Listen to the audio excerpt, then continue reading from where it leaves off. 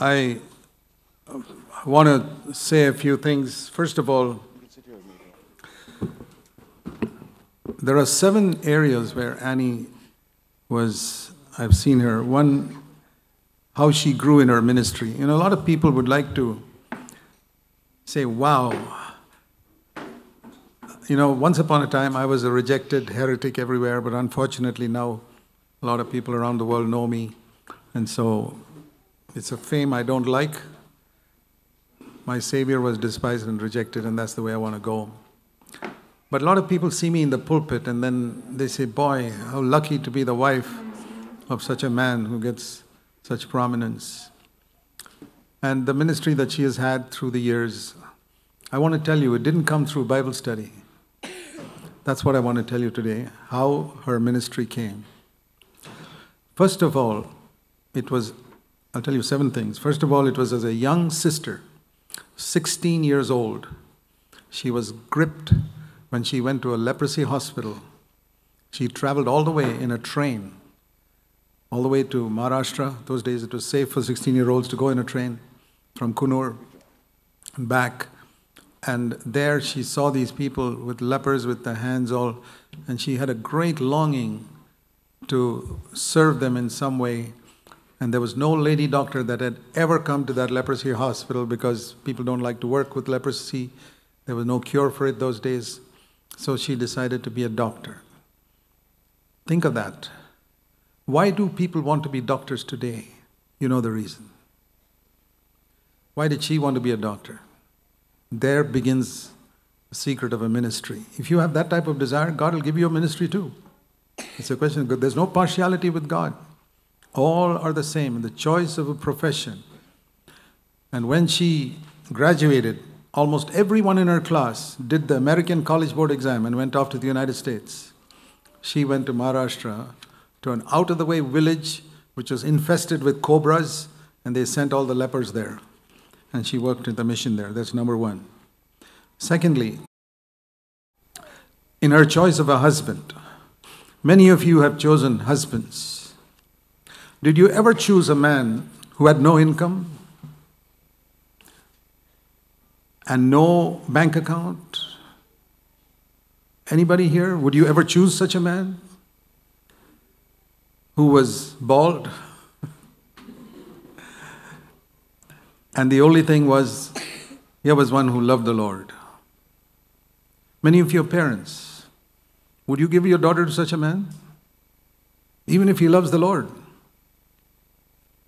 How is he going to support? Here was a doctor who could make thousands of rupees, hundreds of thousands of rupees. I don't think there is a single girl here who has chosen a man who did not have an income of any sort, who was not a part of any Christian organization,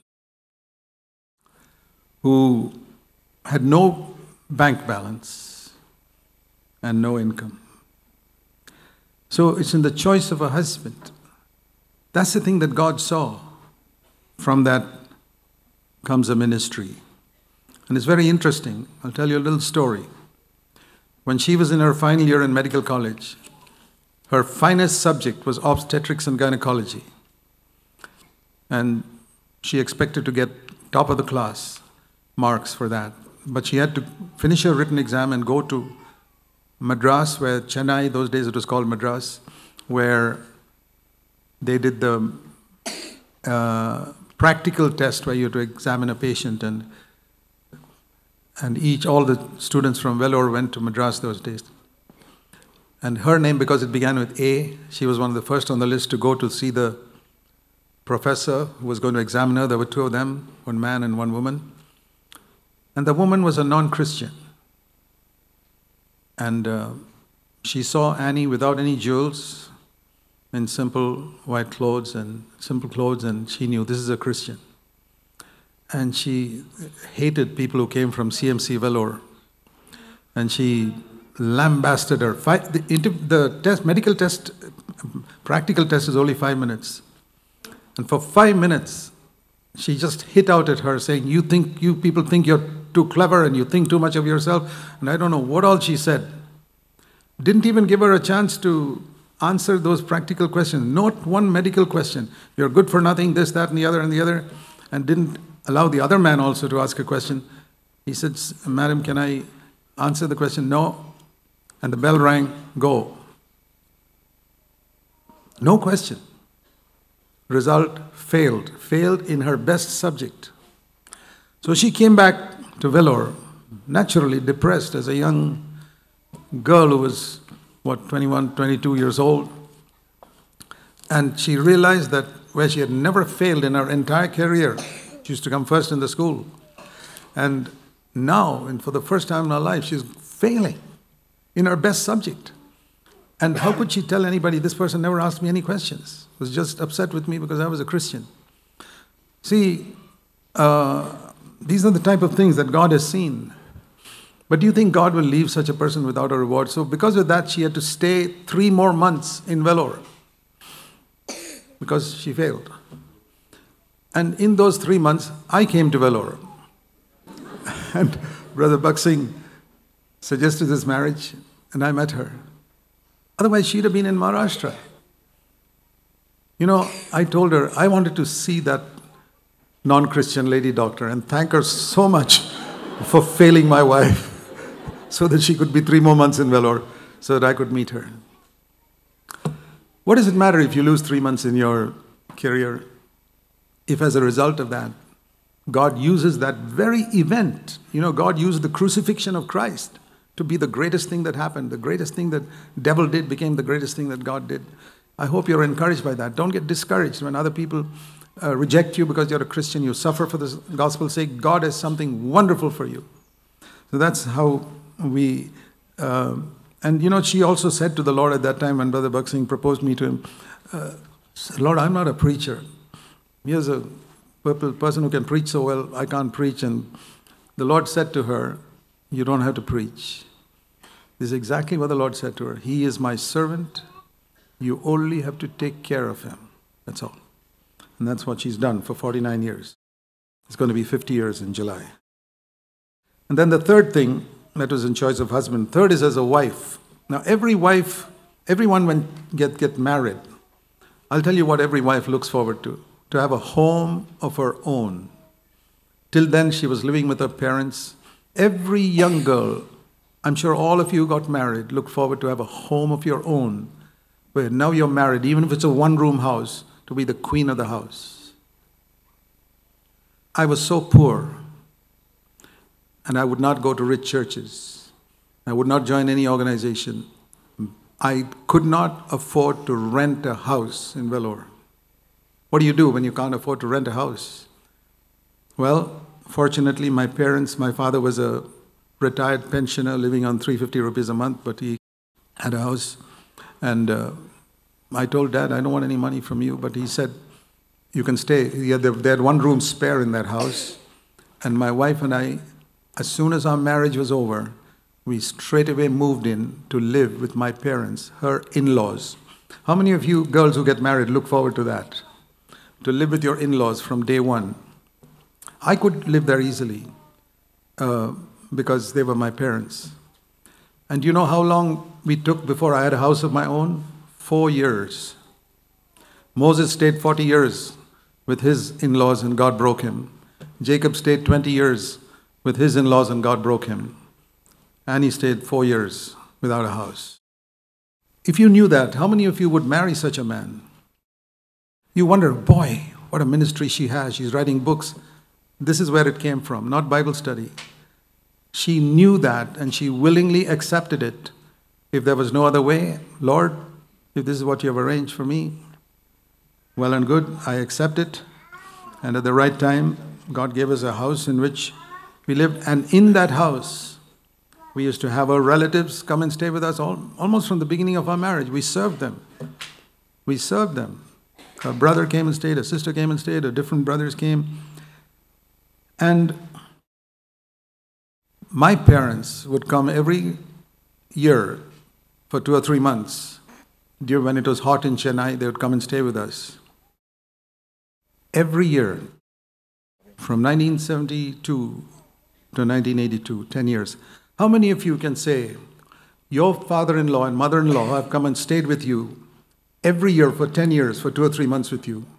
Most daughters-in-law are sick and fed up with having their mother-in-law in their home. Some of you have never had your mother-in-law stay with you. It's too much for you. And you teach your daughters also never to have their mother-in-law with them. God bless you. I'm not here to judge you. But don't expect a ministry. Don't think ministry comes by, oh, I know all about the new covenant. I can speak the right language. It comes through brokenness, in Moses' case with the father-in-law, in Jacob's case with the father-in-law, through brokenness, through the crushing. We can talk about crushing, but this is what it means in practical terms. I'm just telling you, this is what makes me appreciate her. And then these changing circumstances, we had very little. She never once asked me to buy her a sari, never asked me for anything. She used to wash clothes because we couldn't afford a washing machine. She'd wash clothes with her hands. Visitors would come and stay with us. She'd wash clothes with her hands. Even we had many, many foreigners staying in our house. You know who washed their clothes? They thought we had a washing machine. We didn't tell them. Annie washed them with her hands. That's how we served people for all the years from the time CFC started, right up to 1975 to 1989. Every year, we had foreigners come and staying with us. We had young brothers who would stay on after the meeting, stay on in our house. She always served them. Sometimes we had, this is the way she was. And then I want to say a fourth thing. As a mother, in the way she raised her sons, she gave up her job. And she had to work for 1 year in the CMC hospital because she had a bond. And all that 1 year's salary she gave to her father. We agreed to give it because she had 8 younger children in school and college. And from that day onward, she never worked for money. And in all these 49 years of her marriage, she's never earned 1 rupee as a doctor. But she's served hundreds, I don't know, perhaps thousands, women and children. And the reason was that she wanted to devote her time to the children. And because I was also traveling, I remember one time when one child got chickenpox, the next one got chickenpox, there were 3 chickenpox children at home, and I wasn't even at home. There are times when I've traveled away from home for 5 or 6 weeks. Some of you are disturbed if your husband goes away for 2 or 3 days. I was away for 6 weeks serving the Lord, not making money. No. Serving the Lord in different places. And she stayed at home. Never once did she tell me, don't go. That's how our ministry. I'm just telling you how a person gets a ministry. By spending her time, and she would be with her children and take care of the children and sit down with them and teach them when they're subjects in school and encourage them all along. An exceptional example as a mother. All mothers sacrifice, but I don't know how many of you have sacrificed with your husband away for long periods not to make money. I mean, a lot of husbands go away to Gulf, Dubai and all to make money. That's different. This was going away to villages and here and there to help the poor and being husbanding away for many weeks on end. So the ministry comes out of that. And then that's so as a young sister in profession, secondly as a young sister in choice of a husband, third as a wife in adjusting to changing circumstances, fourth as a mother in the way she raised her sons, and fifth as a sister and a mother and a doctor to many in CFC through the years, right from the time the church, was meeting in our house. And many times, we didn't have lunch every Sunday because there was no place for all that. After the meeting, everybody went home. But sometimes people would come from far away place like Jalahali or something for the meeting unexpectedly, and we couldn't think of sending them home. So Annie would provide. They're total strangers. Annie would provide them food at home, and I realized only after they went away that Annie herself missed that meal because she had to feed that person. We didn't, we were not so rich. We had to just whatever little there was. And we used to have sometimes 4 meetings a week, right in our home. There'd be a meeting Sunday morning, Sunday evening, Wednesday and Friday. That's how we started. We'd have fasting and prayer the whole day, 9 o'clock to 3 o'clock. Those people who were there in the 1975, 76 know that this is how CFC was born. And you can understand, some of you mothers who get upset if there's a little meeting in your home once a month. This is always 4 times a week. And we had little children, small children. Sunil was not even born. The oldest, Sanjay, was 1975, was 7 years old, 6 years old. That's how 6 years old, and then 2 years old, and 1 year old, and then later on Sunil, and with these children. And then there would be young girls without any sense who would come early and disturb and go into the kitchen. What did you cook today? And here's Annie trying to bring up these 3 children, and had to endure all this. I remember one man, he had problem with his wife couldn't get along with his mother, and so they're staying in the house. He came and told the mother to stay with us for a CFC person for a whole day because his wife couldn't get along with her. She said, okay. Then sometime the daughter had a problem. Daughter come and stays with us. These are the type of things we face in the early church. We don't regret it one bit, because I see the result of that today in how God has blessed the ministry. Now, I'm just trying to tell you that don't think this is just a matter of understanding the new covenant or, saying I know all about it and being able to share clever things on Sunday morning, bright ideas from the scripture. There's so much of that. It's very different. Real ministry is not by all this. It's by quiet sacrifice behind the scenes. And the number of people who, when she spends a whole day before we travel to Tamil Nadu, sorting out the medicines that she has to give to all those poor people there. And that's how we go. And I know in Tuticorin and all, they used to say, if you want to identify who Sister Annie is getting down from the train, see one person with a small suitcase, another big bag. That big bag will be full of medicines. That's Sister Annie. So that's how she's been a sister and a mother, like you heard, to many people, and a doctor to many. That's the 5th thing. And 6thly, the next stage in her life was to be a mother-in-law.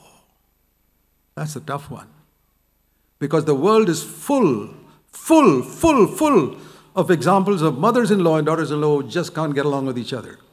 They just can't stand the sight of their daughter-in-law, or the daughter-in-law can't stand the sight of the mother-in-law. Oh, no, don't tell me. They tell their husband, your mother is coming. And Annie and I decided, in the new covenant, we're going to overcome that. That doesn't depend only on her. It depends on the daughters-in-law. And I want to say we've had daughters-in-law right from 2004, when Sunil got married, and every year thereafter, like dominoes, the others fell, and all got married. And all these years, for 13 years, we've had daughters-in-law. And it's not only Annie. It's been the way the daughters-in-law have reacted. We don't call them daughters-in-law, we call them daughters-in-love, L-O-V-E. And all these years, the wonderful relationship that our 4 daughters-in-love have had with Annie, it is both sides. In a relationship, it's not only one side.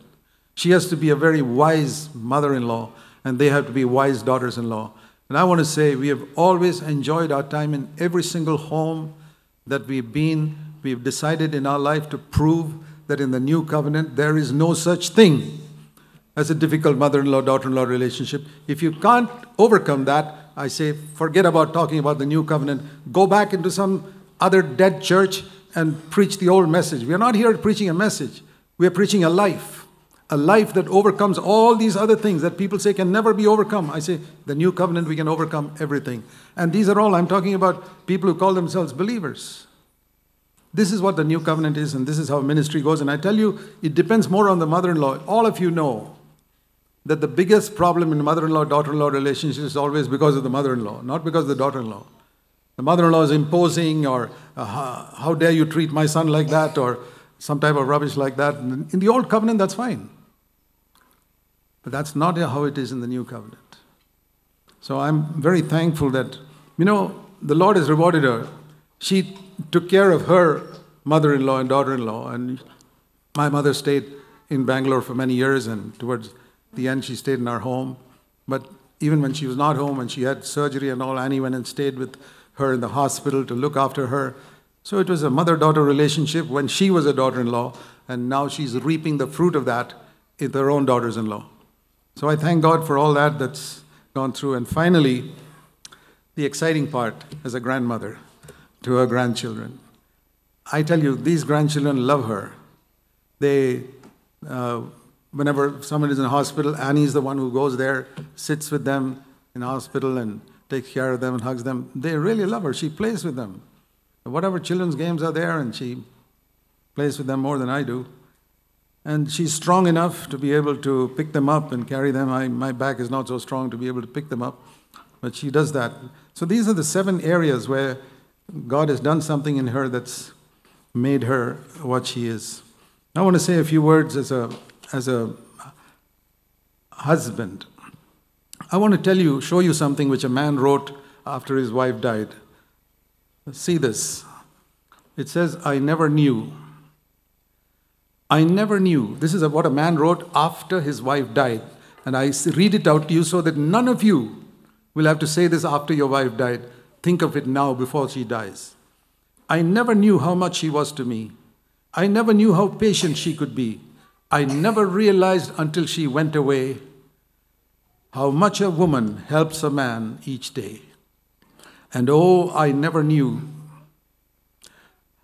how thoughtless I had been at times until I saw her die. I never knew the crosses that she bore with smiling patience. You know, you think behind the smile of your wife everything's okay. There may be a cross that makes her smile. Or the griefs that were upon her heartstrings as she toiled away and she worked away in the kitchen and the house. I only saw her smiles and thought she was happy. I took for granted joys that never existed. I might have helped her then, but I didn't know. I was thoughtless. Most husbands are thoughtless till their wife dies. And then I thought she worried needlessly. And yet I see her life was bounded by regret. Not because of the husband, but because of many other problems that the women have and mothers have.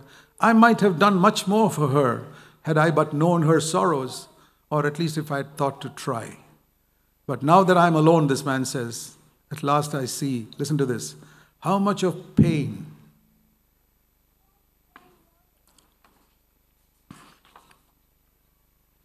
her smiling hid from me.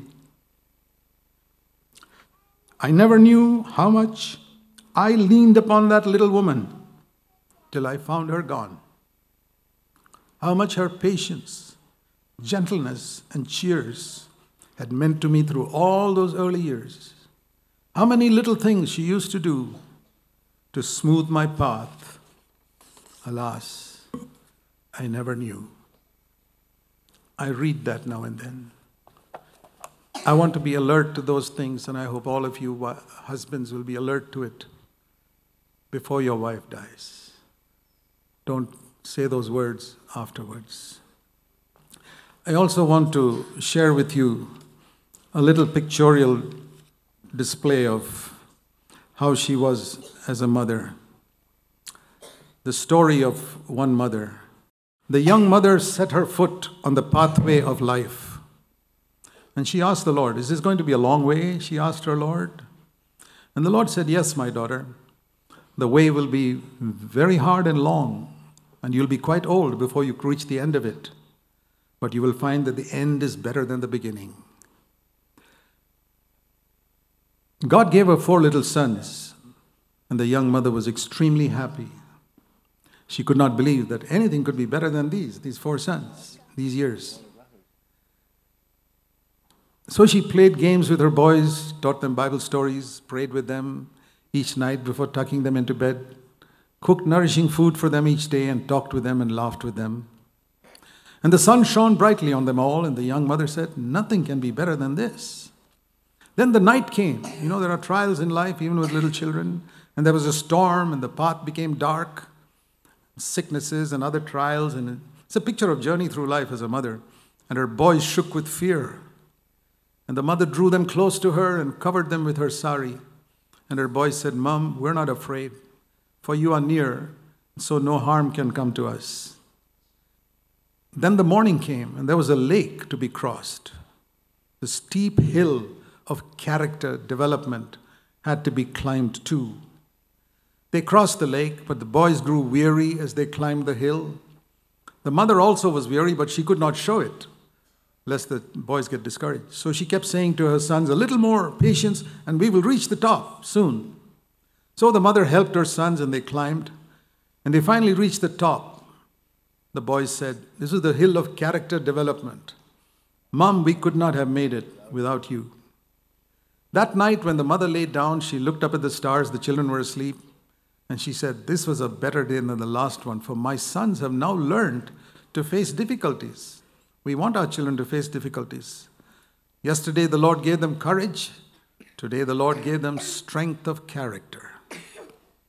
The next day there were strange clouds that darkened the earth, and that's another thing our children faced and Annie faced too, of hatred from others because of the stand we took as a church in CFC, jealousy from others because of how God was blessing our children. And the 4 boys stumbled in the dark and were confused. Then the mother said, "Look up, lift up your eyes to the light." And the boys looked up and saw the bright light of God's love, and that light guided them through the darkness. And that night the mother said, "This was the best day of all, because my sons have now learned to love those who hate them." The days became months, and the months became years, and the mother grew old and weak and frail. But her 4 sons had become tall and strong and had accomplished much.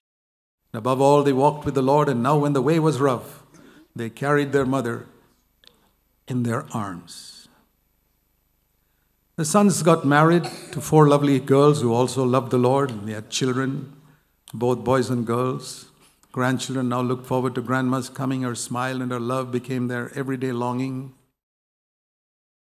And they looked, mother, fathers, sons, wives, grandchildren, all sat grandma down, placed a crown on her head and said, "We thank God for you." Then up in the clouds they saw a bright blue road and a golden gate to heaven. The mother knew that she would reach the end of her long journey one day. And she said, "Now I can see that the end is, as the Lord said, much better than the beginning, even though it meant so many trials. Because now my sons can walk with the Lord without my help. They will help their children also to do the same." And then she knelt down and prayed, saying, "Lord, thank you for helping me to finish the work you gave me to do." And our son said, "Mom, you're not going to go there alone. One day we will go all through those gates together when Jesus comes. You're not going to go ahead. But we'll never forget you, because your example, your prayers have made us what we are today. We'll always remember the tasty food you cooked for us, the clothes you washed endlessly for us to wear, the cool hand on our brows when we were sick, the way you laughed with us and enjoyed seeing us laugh, the way you cried with us in our sorrows. Above all, you showed us how Jesus loves us by the way you sacrificed everything for us. You are the place we came from. You were our first home. You were the one who taught us to walk. You were our first love. And you were the one who taught us to love the Lord. We thank God for you. We love you.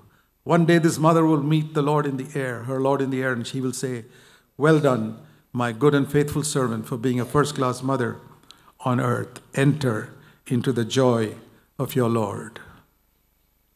Yeah, that is the end of that. I just want to say one more thing, and that is,